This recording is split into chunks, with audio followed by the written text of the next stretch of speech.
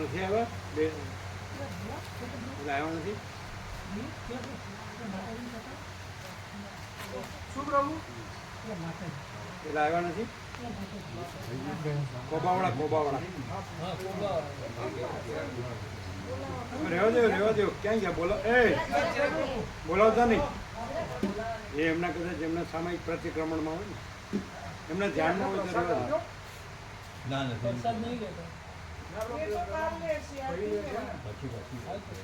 એમ નહીં એ એમના નિત્યક્રમમાં હોય ને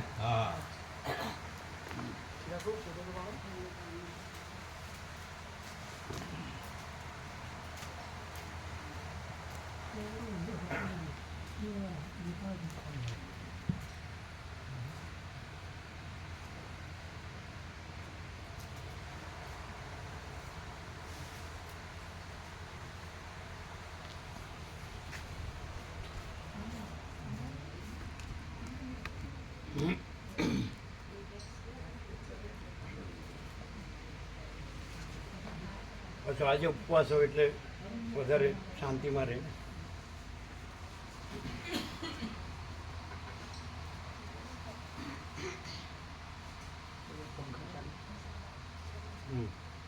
तो यहाँ रखना पड़ेगा नीचा है थोड़ा ऊंचा आएगा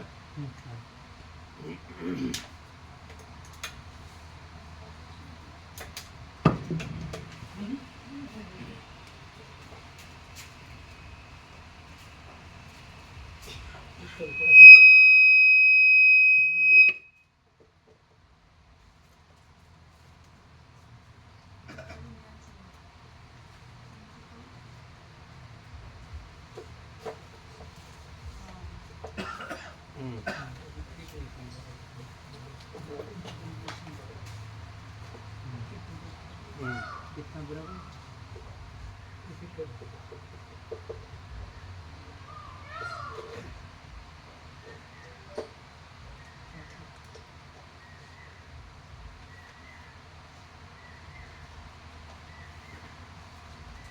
ऐसा आएगा थोड़ा कान में नहीं जाएगा पीछे लेना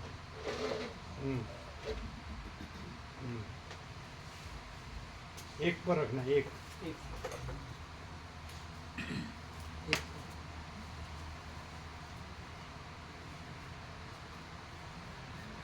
साफ किया है ना सब लोग कंप्लीट ऐसा सिंगल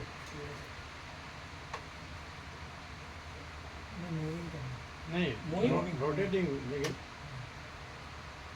उधर ज़्यादा जाता था हाँ इधर लो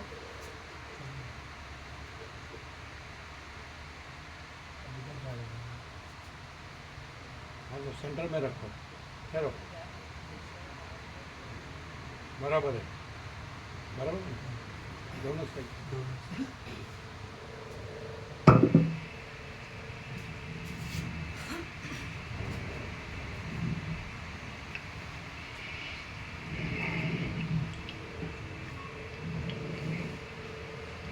परम चिदाकाश परम ज्योति अखंड ज्योति महाचिदाकाश स्वयं प्रकाश संपूर्ण प्रकाश पूर्ण ब्रह्म अनंत तेजघन अनंत चिदघन परमाकाश केवल अनंत शुद्ध तेजघन परमाकाश अखिल आत्मा पूर्ण ब्रह्म परमात्मा परम चिदाकाश परम ज्योति अखंड ज्योति अनंत पूर्ण परम चिदाकाश परम शांति स्वयं सिद्ध स्वयं प्रकाश स्वयं पूर्ण स्वस्वरूप यही सब कुछ है, इसके सिवा कुछ नहीं है। शून्यभास अनंत कोटि महाकल्पो है ही नहीं। महाचिदाकाश परम कैवल्य परम शांति। शून्यभास अनंत कोटि महाकल्पो है ही नहीं। महाचिदाकाश स्वयं प्रकाश संपूर्ण प्रकाश। महाचिदाकाश ज्योति अनंत अखंड अभेद। महाचिदाकाश ज्योति महातत्व महासामान्य। महाचिदाकाश स्वसंवेद्य सहज निर्विकल्प। महाचिदाकाश परम कैवल्य परम शांति। परम चिदाकाश अनंत पूर्ण निरपेक्ष सत अनंत संपूर्ण अपरिज्ञ निर्भ्रांत निरपेक्ष। वशिष्ठ राम निर्वाण उत्तरार्ध राउंड 41मो राउंड।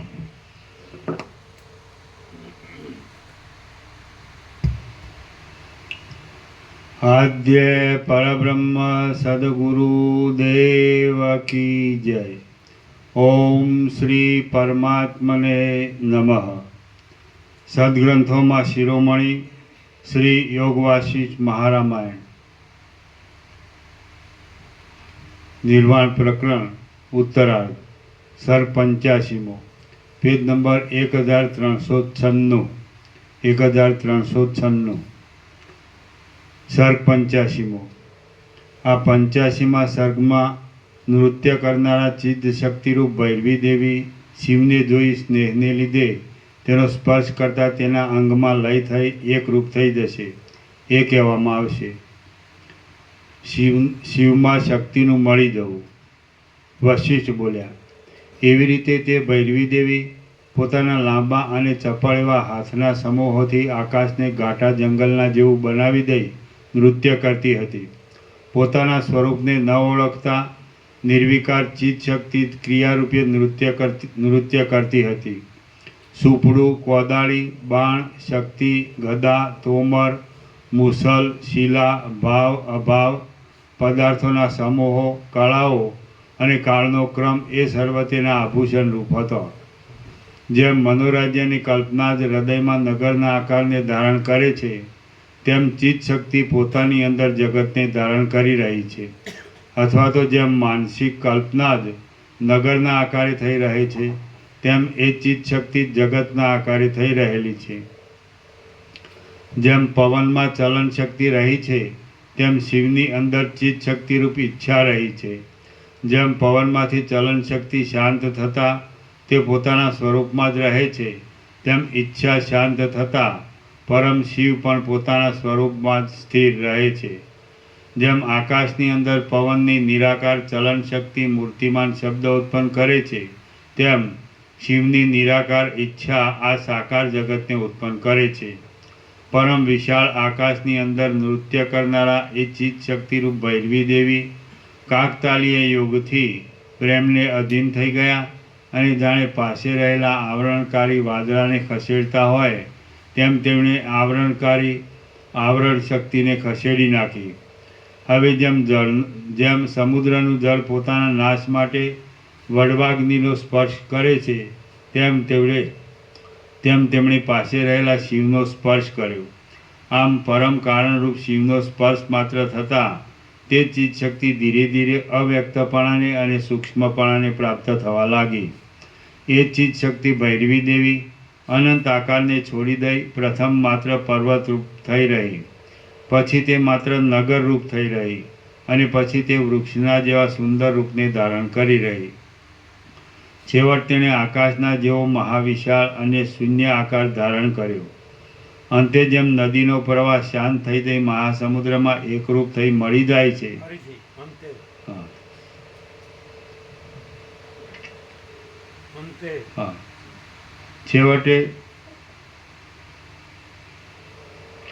અંતે જેમ નદીનો પ્રવાહ શાંત થઈ જઈ મહાસમુદ્રમાં એકરૂપ થઈ મળી જાય છે, તેમ તે શિવના આકાર સાથે અંદર સર્વનો સંહાર કરનારા શક્તિ વિનાના એક શિવ જ પોતાના પરમ મંગળમય શાંત સ્વરૂપથી ચારે બાજુ પ્રસરી રહ્યા. અને આકાશ શબ્દ આવ્યો ને ઉપર, હા. છેવટ તેણે આકાશના જેવો મહાવિશાળ અને શૂન્ય આકાર ધારણ કર્યો. ફરીથી છેવટે તેણે આકાશના જેવો મહાવિશાળ અને શૂન્ય આકાર ધારણ કર્યો. અંતે જેમ નદીનો પ્રવાહ શાંત થઈ જઈ મહાસમુદ્રમાં એકરૂપ થઈ મળી જાય છે, તેમ તે શિવના આકાર સાથે અંદર સર્વનો સંહાર કરનારા શક્તિ વિનાના એક શિવ જ પોતાના પરમ મંગળમય શાંત સ્વરૂપથી ચારે બાજુ પ્રસરી રહ્યા. રામ બોલ્યા, હે મહારાજ, શિવની ભૈરવી દેવી રૂપ તે શક્તિ શિવનો સ્પર્શ થતાં કેમ શાંતિને પ્રાપ્ત થઈ ગઈ, તે આપ યથાર્થ રીતે મને કહો. વશિષ્ઠ બોલ્યા, હે રામચંદ્રજી, એ ચિત્ત શક્તિરૂપ પરમેશ્વરની ઈચ્છાને પ્રકૃતિ કહેવામાં આવે છે. તે જ જગન્માયા કહેવાય છે. જગતમાં પ્રતીતિમાં આવતી સ્વાભાવિક ક્રિયાશક્તિ પણ તેનું જ રૂપ છે. જેણે શિવનું રૂપ ધારણ કર્યું હતું તે પુરુષ કહેવાય છે અને તે પવનના જેવા નિરાકાર તથા ક્રિયાશક્તિવાળા છે. વળી તે શાંત છે, શરદ ઋતુના આકાશના જેવા નિર્મળ છે, શાંતિવાળા છે અને પ્રકૃતિથી પર જુદા છે. ક્રિયાશક્તિવાળી ચિત્ત શક્તિ પરમેશ્વરની એક ઈચ્છારૂપ છે. જ્યાં સુધી તે નિત્ય તૃપ્ત, નિર્વિકાર, અજર, અનાદિ, અનંત, અદ્વિતીય અને પર એવા શિવને દેખાતી નથી, ત્યાં સુધી તે પ્રકૃતિ રૂપે સંસારમાં ભમ્યા કરે છે. દેખતી નથી.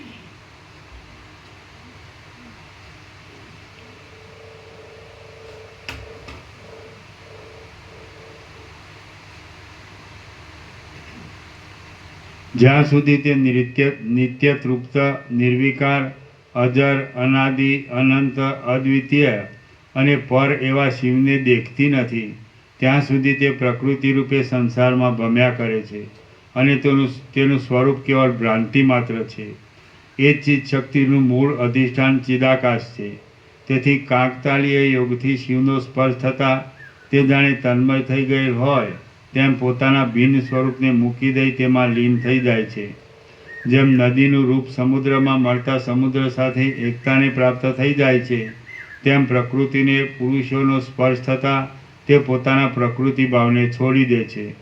નદી કેવળ જળરૂપ છે અને જ્યારે એમ છે ત્યારે તે સમુદ્રમાં મળતા તેમાં જ લય પામી જાય છે. એવી રીતે ચિત્ત શક્તિ શિવની ઈચ્છારૂપ છે. જેમ લોઢાના અસ્ત્રા આદિની તીક્ષ્ણ ધાર પોતાના જન્મસ્થાન રૂપ શિલાને પ્રાપ્ત થતાં શાંત પડી જાય છે, તેમ તે શિવને પ્રાપ્ત થતાં શાંત થઈ જાય છે. જેમ વન આદિની ગાંઠી ગટામાં પ્રવેશ કરનારા પુરુષની પોતાની છાયા તેના શરીરમાં જ સમાઈ જાય છે, તેમ છેવટ પ્રકૃતિ પણ પુરુષમાં જ સમાઈ જાય છે. પ્રકૃતિ પોતાના પુરુષરૂપ સનાતન ભાવને ઓળખે છે. એ પછી તે સંસારમાં વારંવાર ભટકતી નથી, પણ પુરુષરૂપ જ થઈ જાય છે. જ્યાં સુધી કોઈ સત્પુરુષ ચોરોના ટોળાના સ્વરૂપને ઓળખતો નથી, ત્યાં સુધી તેમાં વસે છે. પણ ચોરોના સ્વરૂપનું જ્ઞાન થતાં પછી તે તેમાં રમતો નથી. તે જ પ્રમાણે ચિત્ત શક્તિ જ્યાં સુધી પરમ શિવને દેખતી નથી, ત્યાં સુધી તે આ અસત્ય દ્વૈત પ્રપંચમાં આનંદ પામે છે. દેખતી આવ્યું ને, દેખતી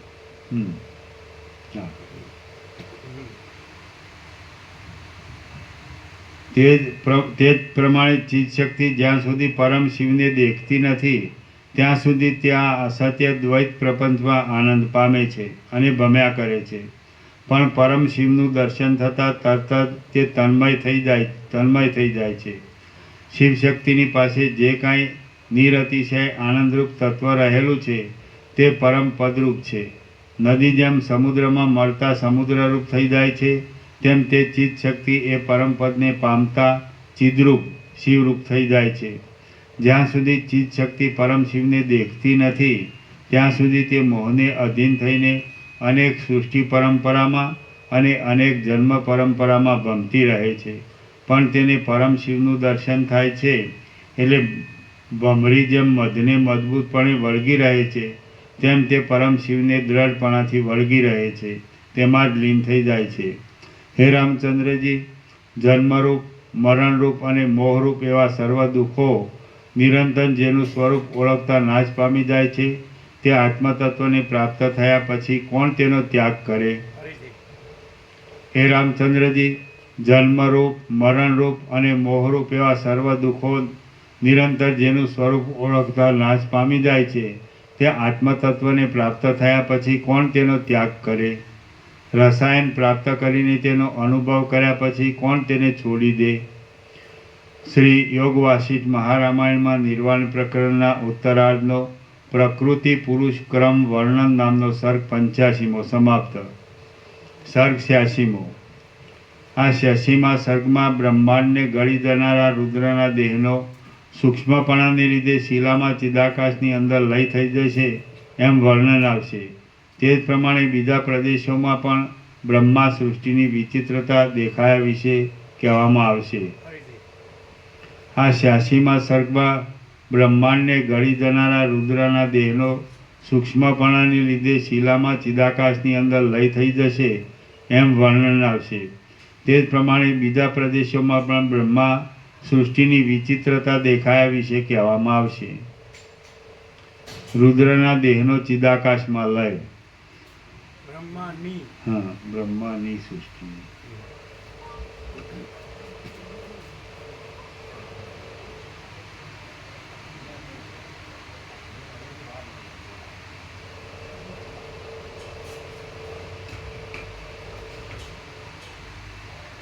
તે જ પ્રમાણે બીજા પ્રદેશોમાં પણ બ્રહ્માની સૃષ્ટિની વિચિત્રતા દેખાયા વિશે કહેવામાં આવશે.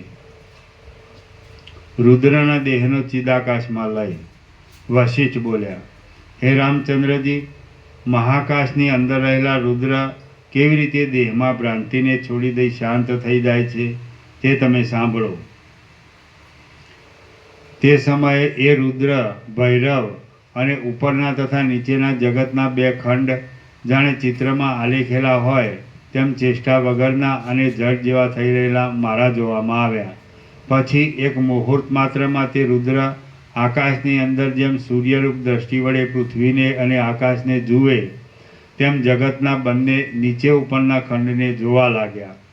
પછી નિમેષ માત્રમાં તે બંને ખંડને પોતાના શ્વાસોશ્વાસના બળથી મોઢા આગળ ખેંચી લાવ્યા અને જાણે પાતાળની અંદર ફેંકતા હોય તેમ તેમને પોતાના મુખમાં ગળી ગયા. હવે એ બ્રહ્માંડના બે ખંડરૂપી જાડી દૂધની તરને અને પકવાનના સમૂહને ખાઈ ગયા અને આખા આકાશની અંદર પોતે એકલા જ આકાશના જેવા નિરાકાર થઈ રહ્યા. મુહૂર્ત માત્રમાં તે વાદળાના જેવા નાના થઈ ગયા, પછી લાકડી જેવા થઈ ગયા અને પછી તે વેત જેવા દેખાવા લાગ્યા. પછી તો મને તેમનો આકાર કાચની કણીના જેવો જોવામાં આવ્યો. ત્યારે હું આકાશમાંથી દિવ્ય દ્રષ્ટિથી જોતો હતો અને મને એ રુદ્રનું તેજરૂપ બહુ જ ઝીણું થઈ ગયેલું દેખાયું. પછી ક્ષણમાત્રમાં તે પરમાણુરૂપ થઈ અદૃશ્ય થઈ ગયા.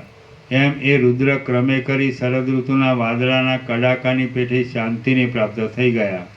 જોકે એ રુદ્ર મોટા આડંબરને ધારણ કરી રહ્યા હતા તો પણ જોત જોતામાં તે અદૃશ્ય થઈ ગયા. આમ ક્ષુધા વડે પીડાયેલો હરણ જેમ નાના બે પાંદડાને ગળી જાય તેમ તે રુદ્ર આવરણ રહિત બ્રહ્માંડના બંને ખંડને ગળી ગયા. હવે ત્યાં શાંત નિર્મળ બ્રહ્મરૂપ ચિદાકાશ જ અવશેષ રહ્યું. તે ચિદાકાશ આદિ, મધ્ય અને અંતથી રહિત હતું. આ પ્રમાણે તે શિલાની અંદર અરીસામાં પડેલા પ્રતિબિંબની પેઠે આભાસ રૂપે મહાપ્રલય મારા જોવામાં આવ્યો. આ પ્રમાણે તે શિલાની અંદર અરીસામાં પડેલા પ્રતિબિંબની પેઠે આભાસ રૂપે મહાપ્રલય મારા જોવામાં આવ્યો. આ મહાપ્રલયમાં ચારે બાજુ ભ્રાંતિ જોવામાં આવતી હતી. પછી જેમ કોઈ ગામડિયો માણસ રાજદ્વારમાં આવતા વિસ્મિત થઈ જાય તેમ તે વિદ્યાધરીનું સ્મરણ કરી તથા એ શિલા અને તેની અંદરના સર્વ વિલાસને સ્મરણમાં લાવી હું વિસ્મિત થઈ ગયો. પાછી ફરીવાર પણ મેં એ સુવર્ણમય શિલાને જોઈ તો એ ભૈરવી દેવીના અંગમાં જેમ સૃષ્ટિ દેખાતી હતી તેમ તે શિલામાં પણ સર્વત્ર સર્વ સૃષ્ટિઓ મારા જોવામાં આવી. આ બધું બુદ્ધિરૂપી નેત્ર વડે અથવા દિવ્ય ચક્ષુ વડે દેખાય છે, બીજી રીતે દેખાતું નથી. કેમ કે સર્વત્ર સદાકાળ સર્વ ચિદાત્માની અચિંત્ય શક્તિને લીધે રહેલું જ છે. એ શિલાને દૂરથી ચર્મચક્ષુ વડે ઉપરથી જોઈએ તો ત્યાં એક શિલા જ દેખાતી હતી અને સૃષ્ટિ આદિ કશું પણ ત્યાં જણાયું ન હતું. ત્યાં તો એક ઘટ્ટ શિલા જ રહેલી જણાતી હતી. એ શિલા સુવર્ણમય હતી, વિશાળ હતી અને સંધ્યાકાળના વાદળાની જેવી સુંદર હતી. પછી વિસ્મયથી વ્યાપ્ત થઈ જઈને મેં પાછો ફરીવાર વિચાર કર્યો. મેં શિલાના બીજા ભાગ તરફ પરમ સૂક્ષ્મદર્શીથી જોયું તો તે ભાગ પણ મને જગતની રચનાના આડંબરવાળો જોવામાં આવ્યો. તેમાં પ્રથમની પેઠે જ મને ગુફાના જેવા વિશાળ પોલાણનો આકાર જણાયો અને તેમાં નાના પ્રકારના પદાર્થોથી સુંદર દેખાતી સૃષ્ટિ મારી નજરે પડી. વળી પાછો મેં એ શિલાનો બીજો પ્રદેશ પ્રથમની રીતે જોવા માંડ્યો તો તે પણ મને તેવો જ સૃષ્ટિ રચનાવાળો જણાયો. એવી રીતે તે શિલાના જે પ્રદેશો મેં જોયા તેની અંદર અરીસામાં પ્રતિબિંબ થઈ દેખાતા પદાર્થની પેઠે નિર્મળ જગત મારા જોવામાં આવતું હતું. ત્યાર પછી મેં અતિ કૌતુકથી તે પર્વતની બધી શિલાઓ જોઈ. વળી મેં પૃથ્વીના બીજા ભાગો તથા ઘાસ ઝાડી આદિ સ્થળો જોયા તો તે સર્વની અંદર યથાસ્થિતપણે વિવિધ આકારવાળું જગત રહેલું મારા જોવામાં આવ્યું. પરંતુ ભ્રાંતિ વિનાની પરમ સૂક્ષ્મ બુદ્ધિ વડે જ તે દેખાય છે, બાકી બીજી રીતે તે દેખાતું નથી.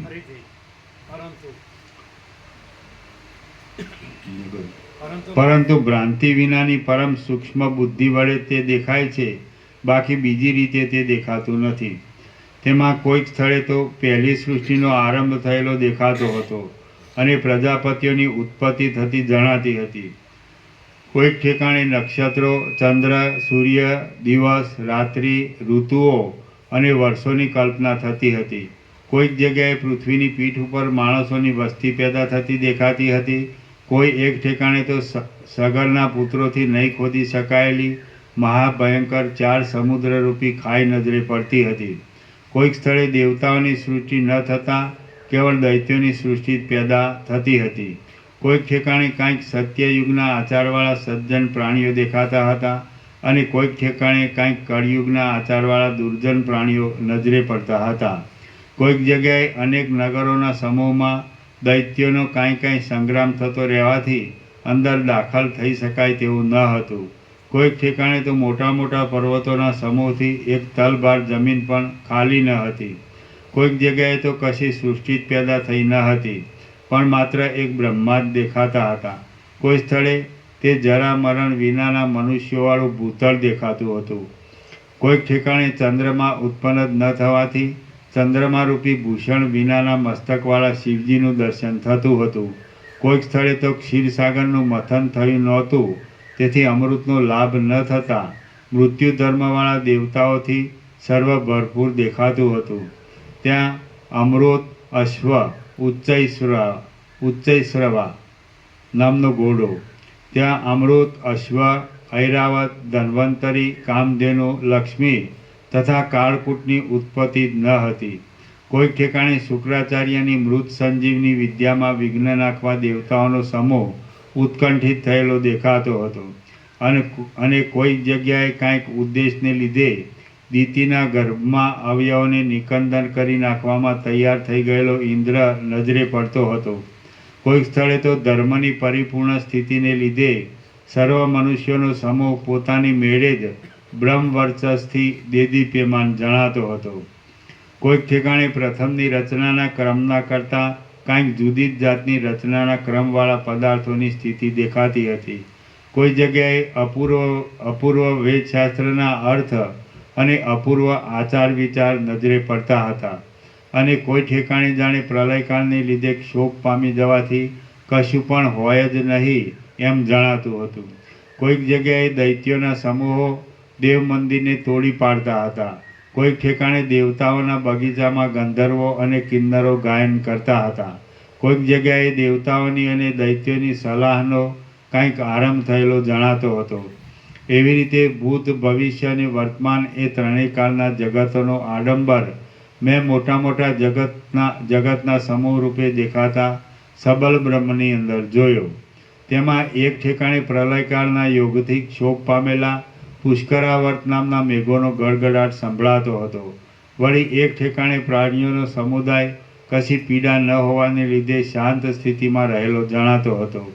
કોઈ એક ઠેકાણે દેવો, દાનવો અને માનવોના રાજાઓ ગડબડાટવાળા જણાતા હતા. કોઈ એક સ્થળે સૂર્યનો ઉદય થતો ન હતો અને અંધકાર તથા વાદળાની ગાંઠી ઘટાટ જામી રહી હતી. કોઈ એક ઠેકાણે અંધકાર જ થતો ન હતો અને અંદર જાણે જ્વાળાઓ સળગી હોય તેમ પ્રકાશ જ નજરે આવતો હતો. આથી તે પ્રદેશ રમણીય દેખાતો હતો. કોઈક સ્થળે વિષ્ણુ ભગવાનની નાભિરૂપ કમલિનીની નાળમાં છુપાઈ રહેલા મધુકૈટભ દૈત્ય નજરે આવતા હતા. કોઈ એક ઠેકાણે ભગવાનના નાભિકમળરૂપી પેટીમાં સૂઈ રહેલા નવા બાળકરૂપ બ્રહ્માજીના દર્શન થતા હતા. કોઈક સ્થળે પ્રલયકાળમાં મહાસાગરમાં ઊંચા અક્ષયવટની અંદર તેના પાંદડામાં વિશ્રાંતિ લઈ રહેલા ભગવાનનું દર્શન થતું હતું.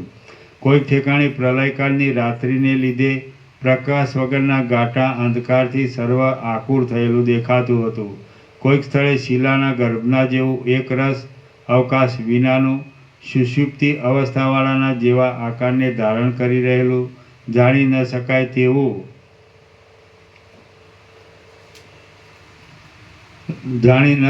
તેવું લક્ષણ રહિત અને જાણે સુષુપ્તિ અવસ્થાને પામેલું અતકર્ય આકાશ જ ચારે બાજુ વિશાળ આકારે પ્રસરી રહેલ જણાતું હતું.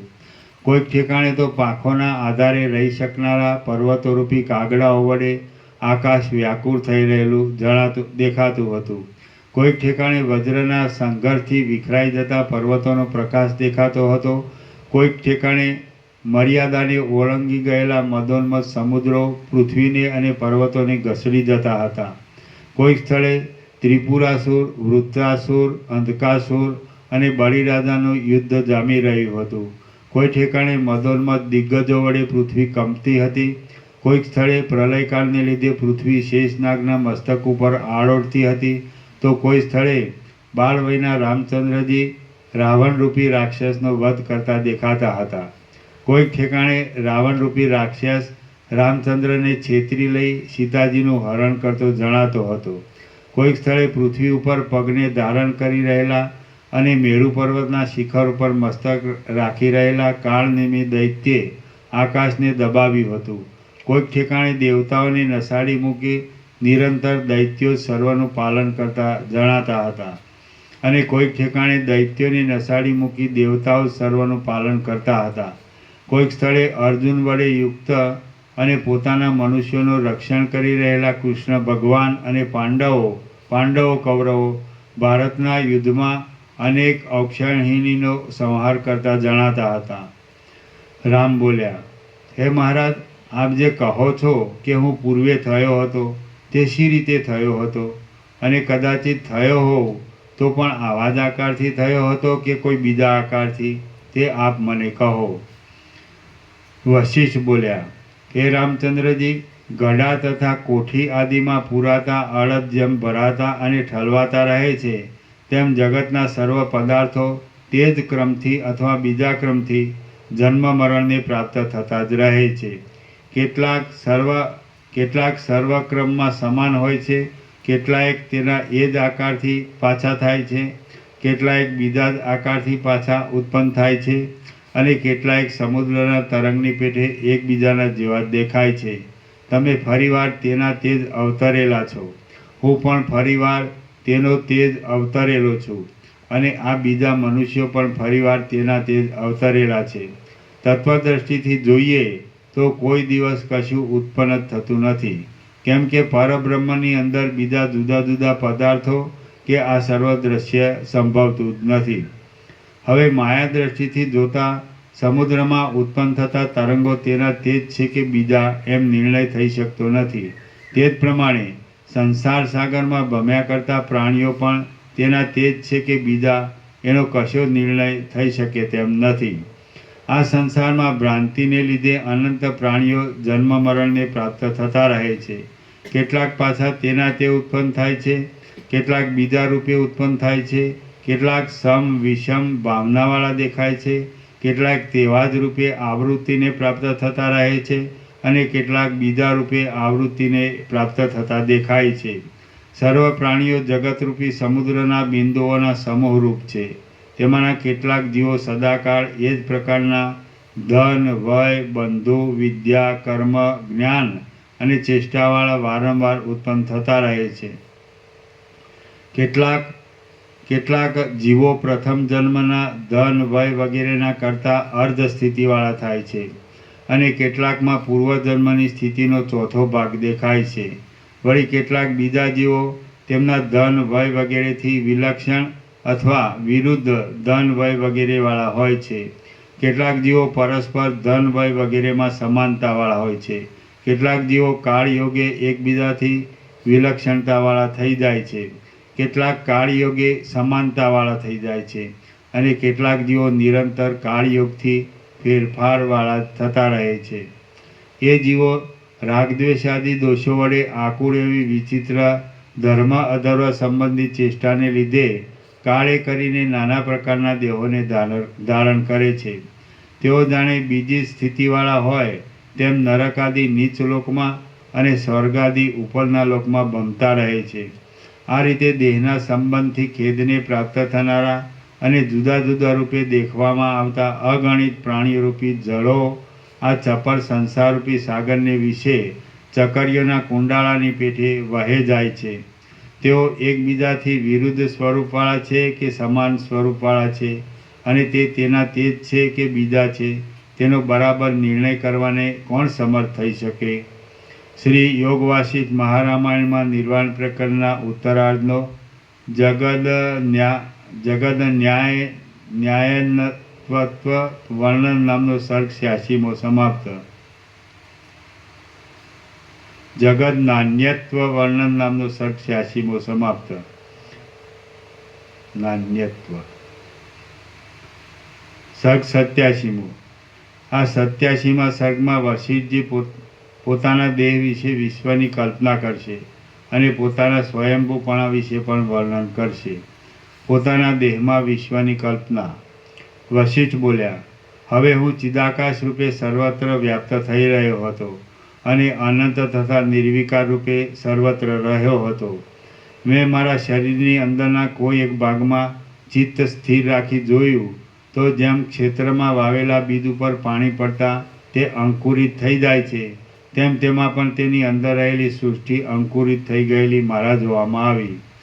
જળનું સિંચન થતાં વૃદ્ધિ પામેલા બીજની અંદર જેમ અંકુર રહ્યો હોય છે તેમ સાકાર અને નિરાકાર એવી સર્વ જળચેતન વસ્તુની અંદર જગત રહેલું જ છે. કેવળ ચિદ્રૂપ પુરુષ સુષુપ્તિ અવસ્થાને પ્રાપ્ત થાય છે એટલે તેના પોતાના સ્વરૂપમાંથી જ આવી સ્વપ્ન સૃષ્ટિ ઉત્પન્ન થાય છે.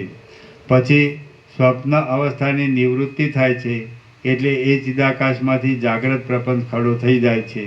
તે જ પ્રમાણે સૃષ્ટિના આદિકાળમાં પણ સદા અખંડ રૂપે રહેનારા અનુભવરૂપ આત્માના ચિદાકાશ રૂપની અંદર જ સૃષ્ટિ ખડી થઈ ગયેલી છે અને તે ચિદાકાશથી જુદી નથી. રામ બોલ્યા, હે પરમ ચિદાકાશ રૂપ વશિષ્ઠ મુનિ, તમારું સ્વરૂપ ચિદાકાશ રૂપ છે અને આકાશના જેવું શૂન્ય છે, તો તેની અંદર શી રીતે સૃષ્ટિ ઉત્પન્ન થાય છે તે મને સારી રીતે બોધ થવા માટે ફરીવાર કહો.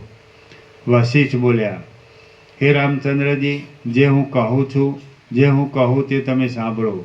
તે વખતે મેં મારા શરીરમાં જગતની સૃષ્ટિની કલ્પના કરી એટલે મને ખરેખર સ્વયંભૂપણાનો અનુભવ થયો.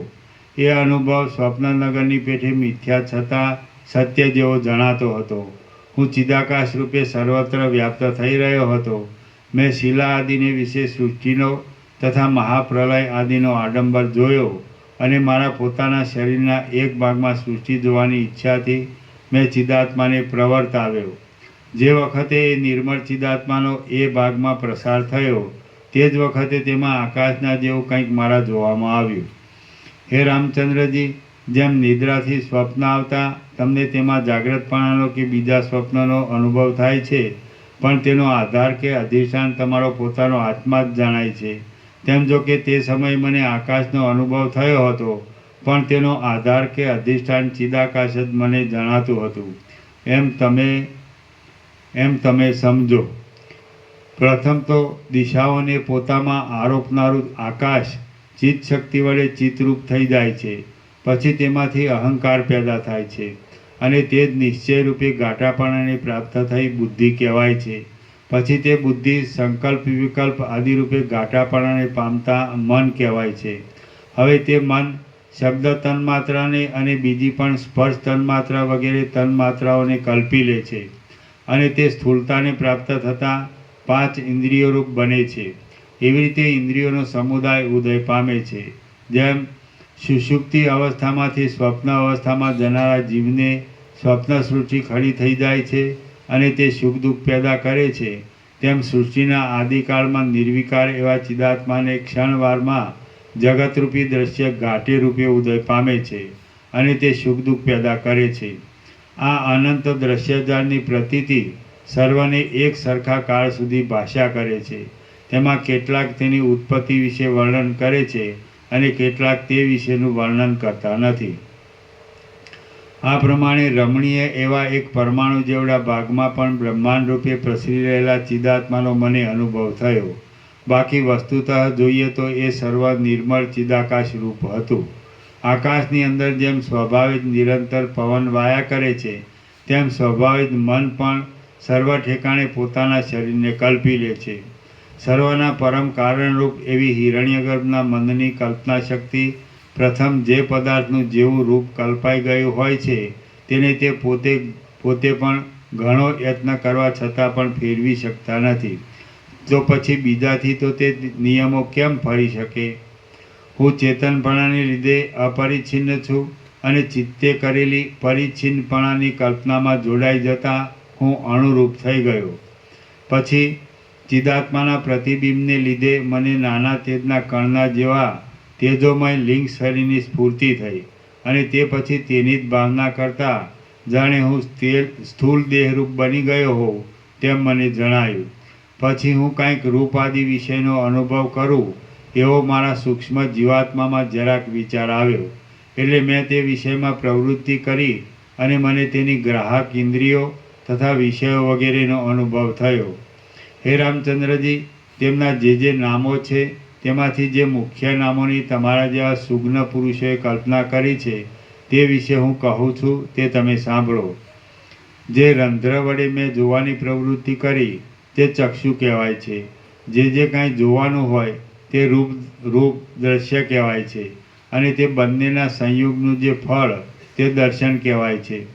જે સમયે એ રૂપનું દર્શન થાય તે સમયને કાળ શબ્દ વડે કહેવામાં આવે છે. જે પ્રકારે એ રૂપને જોવામાં આવે છે તેને ક્રમ કહેવામાં આવે છે. આવી જાતનો એક ઈશ્વરી પ્રૌઢ નિયમ છે, તેને નિયતિ શબ્દ વડે ઓળખવામાં આવે છે. જે શૂન્ય અધિષ્ઠાનની અંદર એ રૂપ જોવામાં આવે છે તેને આકાશ કહેવામાં આવે છે. જે ભાગમાં હું રહું છું તેને દેશ કહેવામાં આવે છે. આવી કલ્પના આપણા ચિત્તમાં હમણાં વ્યવહાર દશામાં જ ઉદય પામે છે, પણ તે સમયે તો આ સર્વ ચિદાત્માનો જ એક વિલાસ છે. એમ જણાવવાથી હું પોતે પણ ચિદાત્માના વિલાસરૂપ છું એમ મને ભાસતું હતું. પછી હું જોઉં એવો મને કાંઈક સંકલ્પ ઉઠ્યો, તેથી હું બંને ચક્ષુ ગોલકથી જોવા લાગ્યો. આમ જે મેં જોયું તે ચિદાકાશથી જુદા રૂપે દેખાવા આપનારું રૂપ હતું. મેં જે ગોલકથી જોયું તે આ લોચન છે.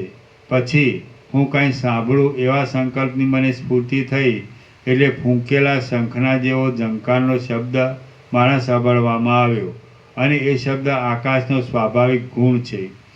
પ્રાણવાયુના સંબંધથી પ્રસરી રહેલો શબ્દ જે બંને પ્રદેશ વડે સંભળાયો તે આ બે કર્ણરંધ્ર છે. પછી મને સ્પર્શ વિષયનો કાંઈક અનુભવ થયો અને જે પ્રદેશ વડે તેનો અનુભવ થયો તે ત્વક ઇન્દ્રિય કહેવાય છે. જેના અસ્તિત્વ વડે મારા અંગને સ્પર્શ વિષયનો અનુભવ થયો તે રૂપરહિત અને સ્પર્શવાળો વાયુ કહેવાય છે અને સ્વયંભૂના સત્ય સંકલ્પને આધારે રહેલો છે. આમ હું અનુભવ સ્વરૂપ છું અને મારી અંદર આમ ત્વચા ઇન્દ્રિય તથા તન્માત્રા સ્પર્શ એ બંને ખડા થઈ ગયા મને જે વડે રસાસ્વાદનો અનુભવ થયો તે જીહવા ઇન્દ્રિય છે, અને તેનો વિષય રસ કે જે તન્માત્રા રૂપ છે તે પણ મારામાં ઉપર પ્રમાણે ખડા થઈ ગયા. તેમજ વસ્તુતઃ કેવળ ચિદાકાશ રૂપ એવા મારા પ્રાણમાં ગંધ ગ્રહણ કરવાનો સંકલ્પ સ્ફૂરતા નાસિકા ઇન્દ્રિય અને ગંધરૂપ તન્માત્રા એ બંનેનો ઉદય થયો. આવી રીતે જો કે દેહ, ઇન્દ્રિય, વિષય વગેરેની સંપત્તિ મારામાં દેખાતી હતી, છતાં વસ્તુતઃ જોઈએ તો સર્વ કલ્પના માત્ર અને મિથ્યા હતું. તેથી કશું પણ થયું જ ન હતું. ઉપર કહ્યા પ્રમાણે ઇન્દ્રિયો અને તન્માત્રાઓ ખડી થઈ ગઈ અને હું વૃત્તિ દ્વારા તદાકાર થવા લાગ્યો. એટલે તરત જ શબ્દ, સ્પર્શ, રૂપ, રસ અને ગંધ એ રૂપી શરીરને ધારણ કરી રહેલા 5 વિષયોના ભોગનો મને બળાત્કારથી અનુભવ થવા લાગ્યો. એ વિષયો મિથ્યાપણાને લીધે નિરાકાર હતા, છતાં માત્ર ભ્રાંતિ વડે તે વિષયના રૂપમાં ભાસતા હતા.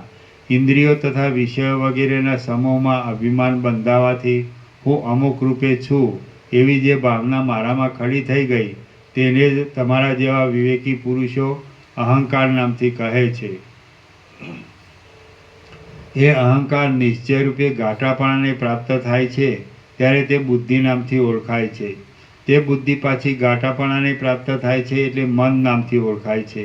આમ હું અંતઃકરણ રૂપ બની ગયો અને મારું શરીર આતિવાહિક થઈ ગયું, એટલે કે હું સૂક્ષ્મ શરીરવાળો બની ગયો. પરંતુ ખરી રીતે જોતાં મારું સ્વરૂપ શુદ્ધ ચિદાકાશ જ હતું. કેવળ આકાશરૂપ હોવાથી હું પવનના કરતાં પણ શૂન્ય જણાતો હતો, અને આકાર રહિત હોવાથી મારામાં કલ્પાયેલા સર્વ ભાવોને હું રોકતો નહોતો. પછી મારા મનની તેવી ભાવનાને લીધે હું ઘણા લાંબા કાળ સુધી સ્વયંભૂના દેહમાં રહ્યો, અને મને પ્રતીતિ થઈ કે હું 4 મુખવાળા બ્રહ્માના દેહથી મુક્ત છું. યુક્ત.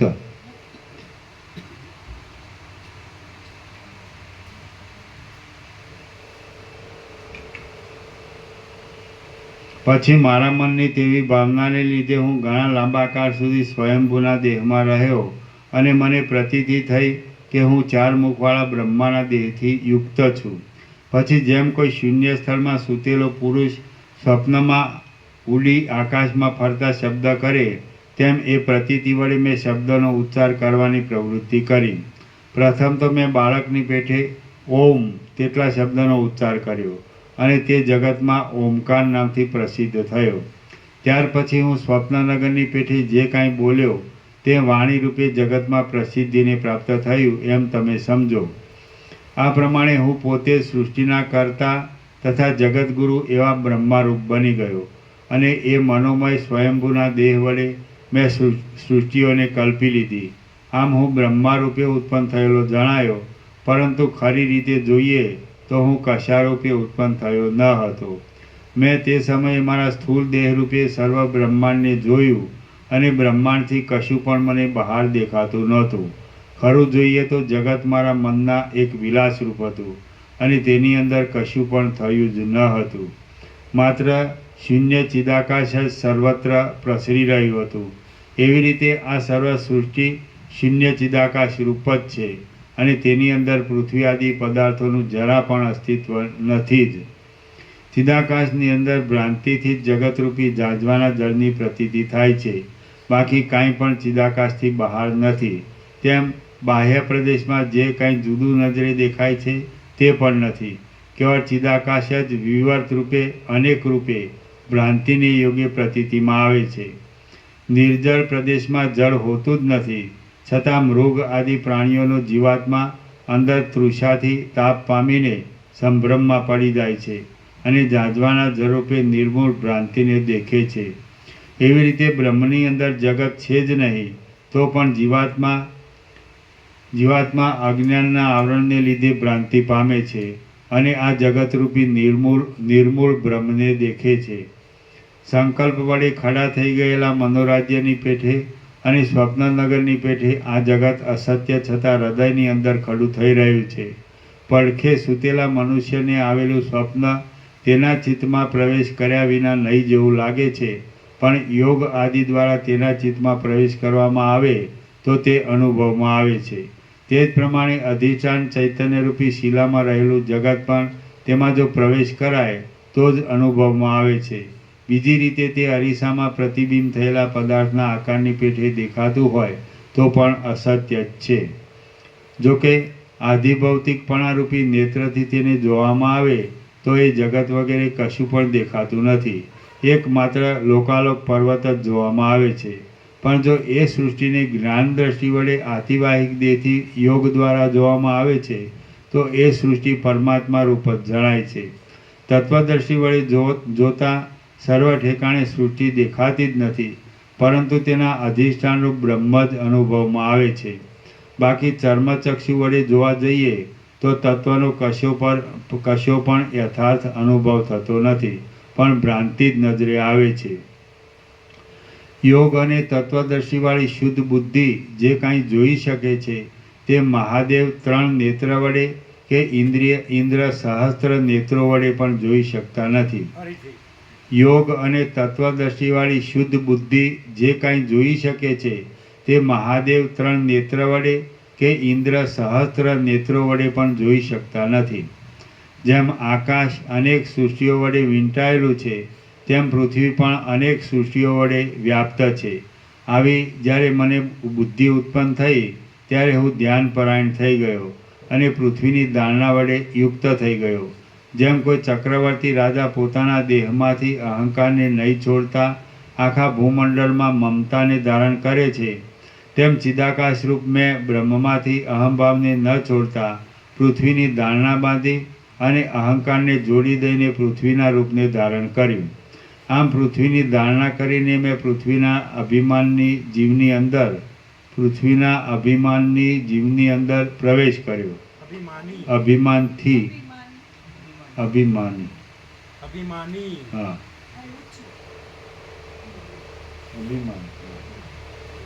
અભિમાની. આમ પૃથ્વીની ધારણા કરીને મેં પૃથ્વીના અભિમાની જીવની અંદર પ્રવેશ કર્યો. એટલે દ્વીપ, પર્વત, તૃણ, વૃક્ષ આદિ દેહવાળો હું છું એમ મને અનુભવ થયો. પછી હું પૃથ્વીરૂપ થઈ ગયો. એ પૃથ્વી નાના પ્રકારના વનોરૂપી રૂવાટાવાળી હતી. તે જુદી જુદી જાતના રત્નોની પંક્તિઓથી વીંટાયેલી હતી અને તે જુદા જુદા નગરોરૂપી આભૂષણને ધારણ કરી રહી હતી. તે ગામડા અને ગુફાઓરૂપી પર્વતોથી ભરેલી હતી. પાતાળરૂપી ઊંડા પેટ વડે મહાભયંકર હતી અને કુલાચલરૂપી દ્વીપો તથા હાથમાં પહેરેલા પર્વતોરૂપી કંકણો વડે સુશોભિત હતી. તે ઘાસના સમૂહરૂપી ઝીણા રૂવાટા વડે યુક્ત હતી. પર્વતો તથા ખંડોરૂપી ગાંઠોને ધારણ કરી રહી હતી અને દિગ્ગજોના અનેક મસ્તકોને તથા શેષનાગના હજારો મસ્તકોને ધારણ કરી રહી હતી. સેનારૂપી ઝાડના તંતુ સમાન હાથીઓથી દીપી ઉઠેલા રાજાઓએ પરસ્પર યુદ્ધ કરીને તેને છીનભીન કરી નાખી હતી. તેનું અંગ બીજા પ્રાણીઓના ઉપભોગમાં આવતું હતું અને તે અવ્યવસ્થાથી વૃદ્ધિ પામતી હતી. તે હિમાલય અને વિંધ્યાચલરૂપી સુંદર કંદરાને ધારણ કરી રહી હતી અને તેના શરીર ઉપર ગંગા આદિ નદીઓના પૂર મુક્તાહારની જેમ ઝગમગી રહ્યા હતા. તે ગુફાઓને લીધે ગહન હતી. કચ્છ, જળપ્રાય આદિ દેશો વડે સુશોભિત હતી અને તેને સાગરોરૂપી અનેક અરીસાઓ હતા. વળી તે નિર્જળ ભૂમિ અને ક્ષારભૂમિરૂપી શ્વેત સુંદર વસ્ત્ર વડે શોભાયમાન હતી. પૂર્વકાળમાં થયેલા મહાસાગરોથી પ્રલય સમયમાં પૂરાઈ જવાથી તે જાણે સ્નાન વડે પવિત્ર થઈ રહેલી હોય એમ દેખાતી હતી. તે પુષ્પોના વનોથી સુશોભિત હતી અને રજના ગાંઠા સમૂહથી વ્યાપ્ત હતી. તે નિરંતર ખેડૂત લોકોથી ખેડાયેલી હતી. શિશિર ઋતુનો ઠંડો પવન આવવાથી તે શીતળ બની ગયેલી હતી. સૂર્યનારાયણના પ્રચંડ કિરણો વડે તે તપી ગયેલી હતી અને વર્ષા ઋતુના જળ વડે તે ભીંજાયેલી હતી. સપાટ જમીનરૂપી પહોળા વક્ષસ્થળ વડે તે સુશોભિત હતી. કમળોના સમૂહરૂપી નેત્રો વડે રમણીય હતી. ધોળા તથા કાળા વાદળારૂપી પાઘડીથી તે શણગારેલી હતી અને દશે દિશાઓને રહેવાના મંદિરરૂપ હતી. લોકાલોક પર્વતની પાસે રહેલી મોટી ખાઈરૂપી ભયાનક મુખ વડે તે મહાભયંકર દેખાતી હતી. અને તે અનંત પ્રાણીઓના સમુદાયની ચેષ્ટારૂપી એક ચૈતન્યને ધારણ કરી રહી હતી. જાણે બહાર અને અંદર કીડાઓથી ભરપૂર હોય તેમ તે દેવો, દાનવો તથા ગંધર્વ આદિ વિવિધ પ્રાણીઓના સમૂહ વડે બહાર અને અંદર વ્યાપ્ત હતી. પાતાળરૂપી ઇન્દ્રિયોના છિદ્રોની અંદર તે નાગ તથા અસુરાદિ કીડીઓના સમૂહથી ભરેલી હતી અને 7 સમુદ્રોની અંદર તે નાના પ્રકારના જળચર પ્રાણીઓ વડે યુક્ત હતી. તે પ્રાણીઓના ઉપભોગમાં આવનારા નદી, વન, સમુદ્ર, દિશાઓના છેડાઓ, પર્વતો, દ્વીપો અને જંગલોના સમૂહથી વ્યાપ્ત હતી. નાના પ્રકારના પર્વતો તથા નદીઓ વગેરેની પંક્તિથી અને પ્રાણીઓના સમૂહથી ભરેલા દેશો વડે તથા ખંડો વડે તે ભરપૂર હતી. વેલો, તળાવો, નદીઓ, કમળના ખંડો અને અનેક શત્રુના સમૂહોથી તે વ્યાપેલી હતી. શ્રી યોગવાસિષ્ઠ મહારામાયણમાં નિર્વાણ પ્રકરણના ઉત્તરાર્ધનો સ્વદેહે વિશ્વકલ્પના નામનો સર્ગ 87મો સમાપ્ત. સર્ગ 88મો. આ 88મા સર્ગમાં વશિષ્ઠજીનો પોતાનો દેહ ભૂલોકરૂપ થઈ જતા તેની અંદર જે જુદા જુદા વિશેષ દેખાવો વશિષ્ઠજી કૌતુક વડે જોશે તે વિશે વર્ણન કરવામાં આવશે. પૃથ્વીના અનેક દેખાવોનું વર્ણન. વશિષ્ઠ બોલ્યા: આમ હે મનુ વંશભૂત રામચંદ્રજી, હું ત્યાં ભૂલોક રૂપે થઈ ગયો હતો. મારા પોતાના દેહને પાર્થિવ ધર્મવાળો જોયા પછી મને નદી આદિ વિશેષ આકારવાળો જોવાની ઈચ્છા થઈ. એટલે પછી જે કાંઈ અનુભવમાં આવ્યું તે તમે સાંભળો. કોઈક સ્થળે પતિ, પુત્ર, ભાઈ આદિના મરણને લીધે આક્રંદ કરી રહેલી નારીઓનો કરુણ વિલાપ સંભળાતો હતો અને કોઈક સ્થળે નૃત્ય કરી રહેલી સ્ત્રીઓના સમૂહોના મોટા ઉત્સવથી મહાશુક પથરાઈ રહેલું જણાતું હતું. કોઈક ઠેકાણે દુઃખે કરીને પણ માર્ગ નિવારણ કરી શકાય તેવા દુકાળને લીધે લોકોનો દુઃખ સંબંધી મોટો પોકાર કાને પડતો હતો અને કોઈક ઠેકાણે તો સુકાળને લીધે બધા ધાન્યોના ઢગલાઓની નિપજ થતાં ચારે બાજુ સ્નેહ પથરાઈ રહ્યો હતો. કોઈક ઠેકાણે અગ્નિનો મોટો ભડકો થવાથી બળી ગયેલા પ્રાણીઓના દેહમાં મહાતીવ્ર વેદના પેદા થતી દેખાતી હતી અને કોઈક ઠેકાણે તો જળમાં ડૂબી જવાથી અનેક ગામડા તથા શહેરોનો ગાણ વળી જતો દેખાતો હતો. કોઈક સ્થળે ચપળ સામંતોના મંડળો દેશોને લૂંટી લેતા જણાતા હતા અને કોઈક સ્થળે પોતાનું દુષ્ટપણું દેખાડનારા રાક્ષસોના તથા પિશાચોના મંડળો નજરે આવતા હતા. કોઈક સ્થળે જળાશયો પાણીના પૂરથી ચારે બાજુ રેલાઈ રહ્યા હતા, તેથી ક્યારાઓ ભીંજાઈ જતા હતા અને ધાન્યના છોડવા વગેરેનો ઉપરનો ભાગ ખીલેલો જણાતો હતો. કોઈક ઠેકાણે ગુફાઓમાંથી નીકળતા પવનના સપાટાથી તણાતા જતા વાદળા નજરે આવતા હતા. કોઈક સ્થળે પોતાના અંગના વાળની પેઠે હર્ષ વડે ખડા થઈ ગયેલા અંકુરો રૂપી રૂવાટા દેખાતા હતા. કોઈક સ્થળે જળના પ્રવાહ વડે શોભને પ્રાપ્ત થયેલી નીચી અને ઊંચી ધરતીનો દેખાવ નજરે પડતો હતો. કોઈક ઠેકાણે ગામો, પર્વતો, વનો અને શહેરો મોટી મોટી શિલાઓથી જાણે શિખરોવાળા હોય એવા ભયંકર મોટા ખાડાઓ વડે યુક્ત દેખાતા હતા અને કોઈક ઠેકાણે નગરમાં વસનારા મનુષ્યોના મંડળનું હરવું ફરવું થતાં તેના પગલાં પડવાથી પૃથ્વી જરા કંપાયમાન થતી દેખાતી હતી. કોઈક સ્થળે રણસંગ્રામની અંદર ક્ષોભ પામેલા સામંતોના સૈન્યનો સંહાર થતો જણાતો હતો અને કોઈક સ્થળે તો સર્વ સામંતોનું મંડળ શાંતપણે સુખથી બેઠેલું દેખાતું હતું. કોઈક સ્થળે શૂન્ય અરણ્ય જ નજરે આવતું હતું અને તેની અંદર કેવળ પવન જ ફૂંકાયા કરતો હતો. વળી કોઈક સ્થળે જંગલમાં પ્રથમ કાપણી કરી લઈ પછી વાવેલા ધાન્યો પાછા ફાલેલા જણાતા હતા. કોઈ ઠેકાણે હંસ અને કારંડ પક્ષીઓથી ભરેલા સરોવરોની અંદર કમળો ખીલી રહેલા દેખાતા હતા અને કોઈક સ્થળે નિર્જન પ્રદેશોમાં વંટોળિયાથી ઉડેલી દૂરથી મોટા સ્તંભના જેવો આકાર બનાવનારા તથા રજ વડે ધોળા દેખાતા પવનો વાતા હતા. કોઈક ઠેકાણે મોટા નદો અને નદીઓના વહેવાને લીધે ઘસારાનો ઘોઘરો અવાજ કાને આવતો હતો. કોઈક ઠેકાણે અંકુર ફૂટવા માટે સિંચાયેલા બીજોમાં કાંટા ફૂટેલા જણાતા હતા. કોઈક સ્થળે શિલાઓના છિદ્રોમાં કષ્ટથી પડી રહેલા કીડાઓના મોઢા જરા જરા ફરકતા હતા. અને તેમને કાંઈક વેદના થતી હોય એમ જણાતું હતું. તમે અમને શરણાગત જાણી આ શિલાના સંકટમાંથી ઉગારો એમ તેઓ જાણે મારા પ્રત્યે સૂચના કરતા હોય એવું લાગતું હતું. કોઈક સ્થળે શાખાઓ ઠેઠ ધરતીને અડી ગઈ હતી, તેથી મૃત્તિકાના ભાગ વડે દબાયેલા અવયવવાળા શાખાઓના સમૂહોનો આકાર નજરે આવતો હતો. તો કોઈક સ્થળે શાખાઓ મૂળનો આશ્રય કરી ટકી રહેલી જણાતી હતી. કોઈક સ્થળે પર્વતોની શિલાની પેઠે ઘાટા થઈ રહેલા વૃક્ષો એકબીજા સાથે મળી ગયા હતા, તેથી તેમણે દિશાઓના તટોના ભાગોને અવકાશ વગરના કરી દીધા હતા. તેઓ પરસ્પર ઘટ્ટપણે જોડાઈ ગયા હતા, તેથી જાણે સમુદ્રના તરંગો વડે બધું વીંટાઈ ગયેલું હોય એવો ભાવ જણાતો હતો. કોઈક ઠેકાણે વૃક્ષોની ઘાટી ઘટા હતી, તેમાં પોતે પહોંચી શકતા નહોતો, તેથી સૂર્યકિરણો જાણે ક્રોધ પામ્યા હતા અને તેમણે રસ ખેંચી લીધો હતો. આમ પાંદડા સુકાઈને સંકોચાઈ ગયા હતા. આથી કરીને વનના ઘાટા અવયવો જાણે પીડિત થઈ જઈ સંકુચિત થઈ ગયા હોય એમ દેખાતું હતું. કોઈક સ્થળે પર્વતોના શિખરોમાં રહેનારા હાથીઓના દંતશૂળના પ્રહારરૂપી વજ્રો વૃક્ષોના દ્રઢતાથી સ્થિર રહેલા મજબૂત અવયવો પર ઘણા વ્યક્તિ પડતા હતા.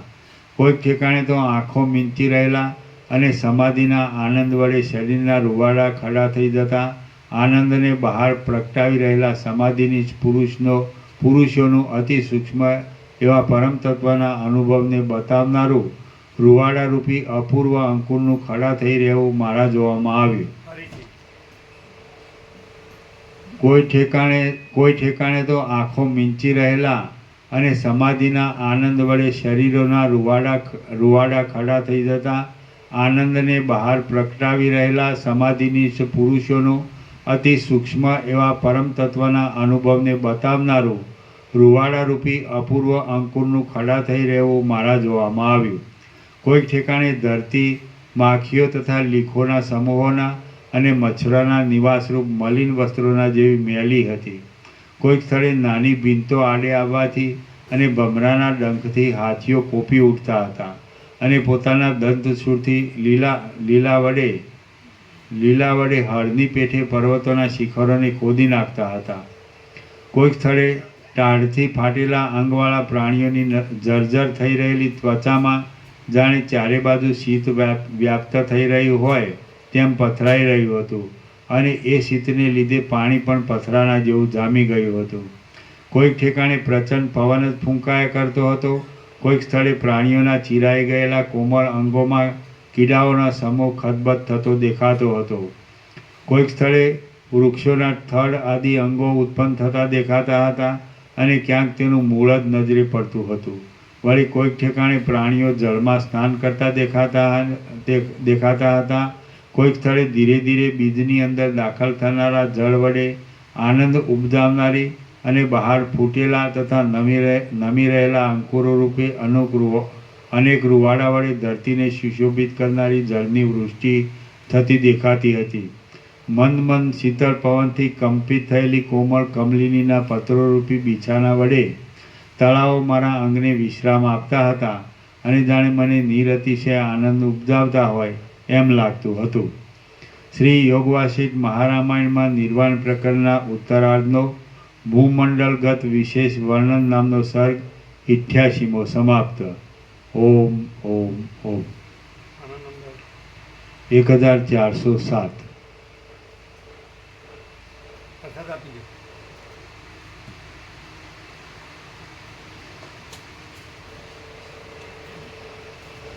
આ લોકોને મારીઓ પાટો છે પૂરતી? પાટો પૂરતી છે વિશ્રામ માટે? છે ને? તમે કહો છો ને બે ક્યાંથી લાવ્યા હતા? બે તો પછી આ લોકોને કેટલી ઓછી ન થાય?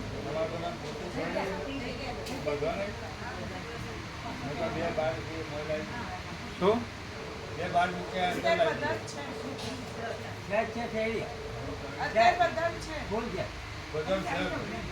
આટો છે? ફૂલ છે. અને આ લોકોને અંદર રાખવી છે કે બહાર કાઢવી છે?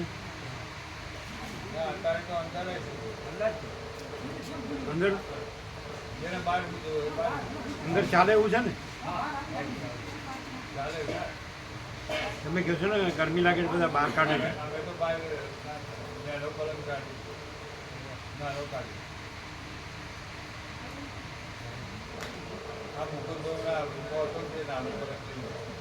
એટલે અંદર કેવું છે ને બહાર કેવું છે?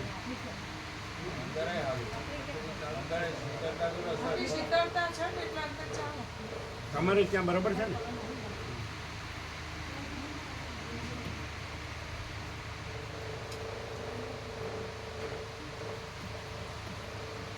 એ જેમનો પ્રસાદ બાકી અમને લેવડાવજો. પછી એ માતાજીના ભાઈને પ્રસાદ દેવાનો હશે ને એ લઈ જશે ને, બપોરે લઈ ગયા હતા. તો અત્યારે લઈ જવો પડે ને. એના ભાઈને ક્યાં ઉપવાસ છે? એના ભાઈને તો લેવો પડે. એટલે આયા નતા પણ બપોર લઈ ગયા. એ બપોરની વાત કરે. અત્યારે એમને જે જોઈ લઈ જાય. આપણે સામેથી જોવું પડે. એ લોકો ના કહે, આપણે સામેથી જોવું પડે.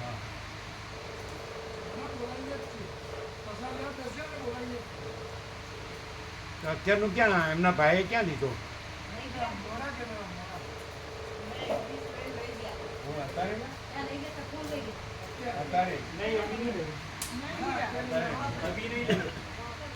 મોડાને શેર કરી.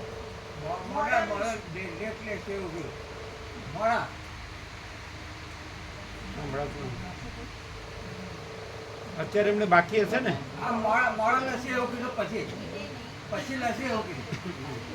એટલે એમને અપાવવાનું. એ લોકો ન કહેવું, આપણે સામેથી ટાઈમસર.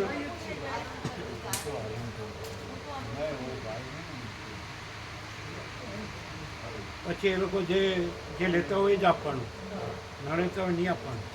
કંદમૂળને ન ખાતા હોય, બટેટા ડુંગળી લસણ ન લેતા હોય ને તેવું નહીં આપવાનું. એ તો ખ્યાલ છે ને એ રીતે. અને એ લોકો ન કે આપણે સામેથી આપવાનું. બરાબર? એમનો તો આજે ઉપવાસ છે, હવે કાલે લેશે એટલે બરાબર આપવાનું.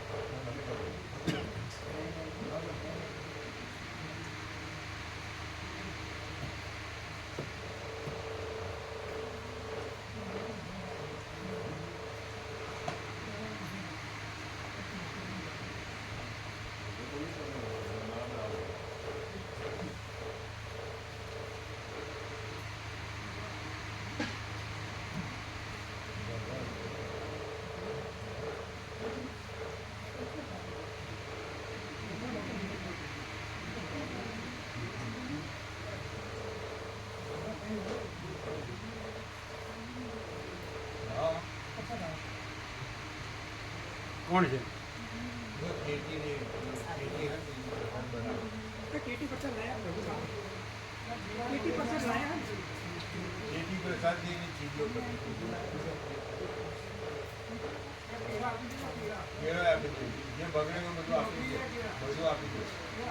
શું બગડી ગયું? શું આપવાનું છે? આપી દો, આપી દો, આપી દો, આપી દો. કેળા આપી દો, કેળા.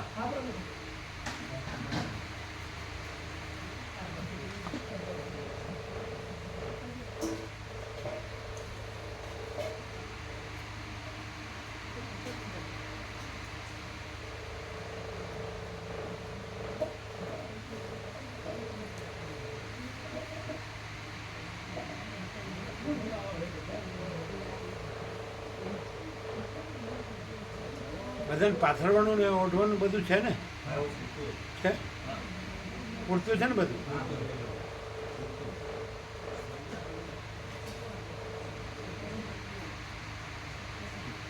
એ તો જ્યાં હોય ત્યાંથી લઈ લેવાનું, આપવાનું. ના પણ ત્યાં જ છે ને બધું. હા, લઈ લેવાનું. ન હોય તો અહીંથી લઈ લેવાનું.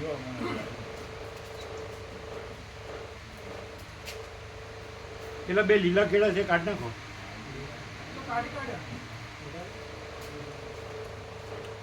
હે ના દે દિયા? આપ્યા? બસ આપી દેવાનું, બગડે નહીં, બધું આપી દેવાનું.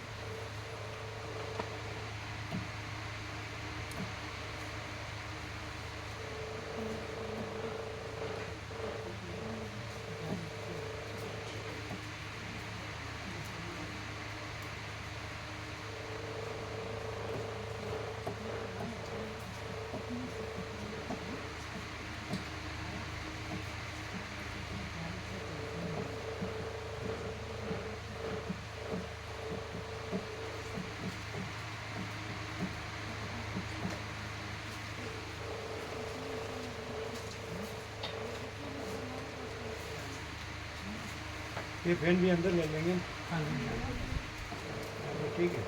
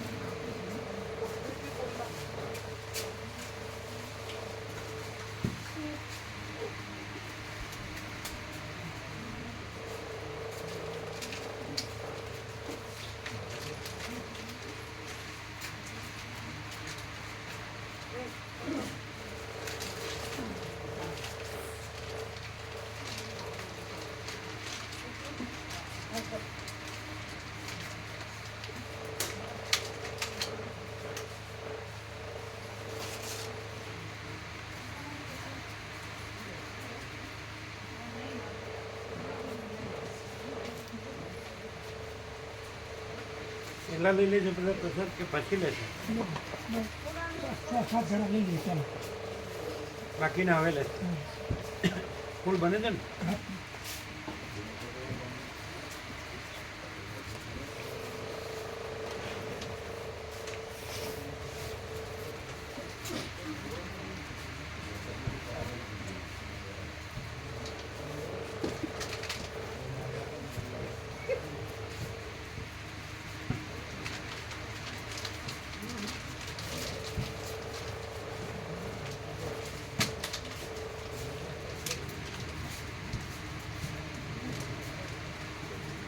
પછી તો અમે લોકોએ પાવાગઢ ડાકોર ને મસ્ત મસ્ત કર્યું. હા ઓલામાં જોતી હતી મેં કીધું બહુ મજા અમારે કામ હશે.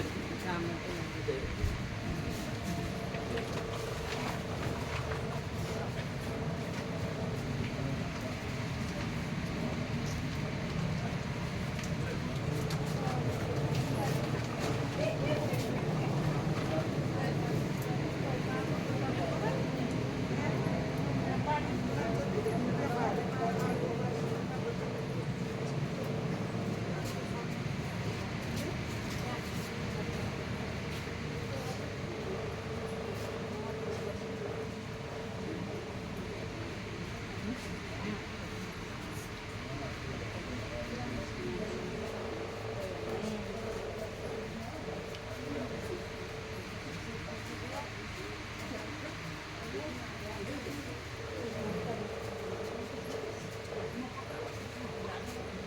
અમને ભોજન પ્રસાદ લેવાનું બાકી છે ને? બાકી છે. લેશે ને હમણાં? લેશે કેવું લાગ્યું અહીંયા? સારું છે. ભાવિકો છે, હા, સારું. બધું ભગવાન છે. હા બસ એક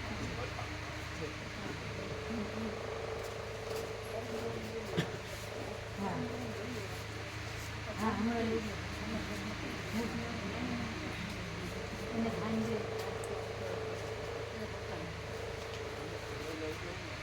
હા હવે લે.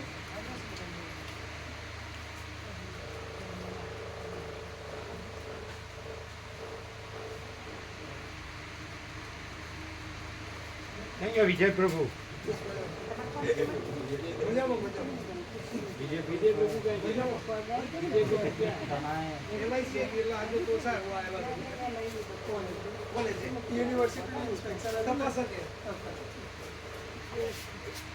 હા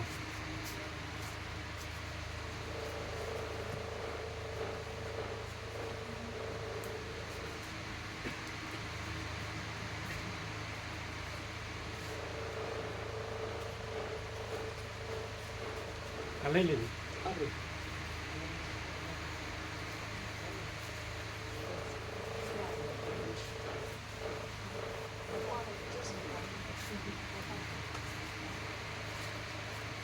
કેરી નહીં બપોરે લાવું. એટલે સવારે દૂધ સાથે ખટાશ પેલું થાય ને ક્રોસ થાય. બપોરે ચાલે રોટલા સાથે.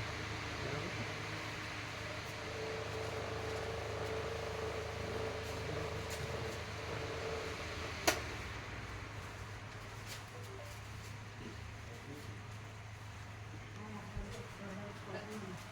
એટલે